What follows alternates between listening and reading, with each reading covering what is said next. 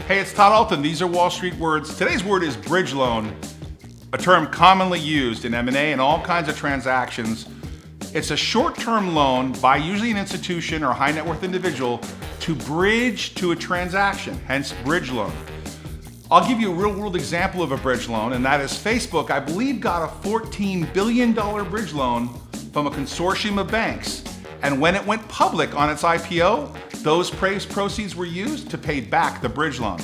Bridge loans are commonly used in M&A transactions where a company needs to borrow money short-term, usually in less than a year. The company using the bridge loan puts up assets, some collateral, buildings, real estate, etc., to borrow that money short-term, under a year, as I said earlier, and then in event of future financing, usually pays off that bridge loan. Now, as a side note, I've got tons of bridge loan transactions. In fact, I'm presently providing a bridge loan to a company that's going to go public.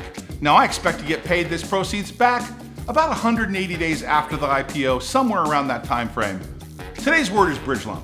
Hey, thanks for watching Wall Street Words. New words and terms delivered every single day. Please subscribe, push the bell.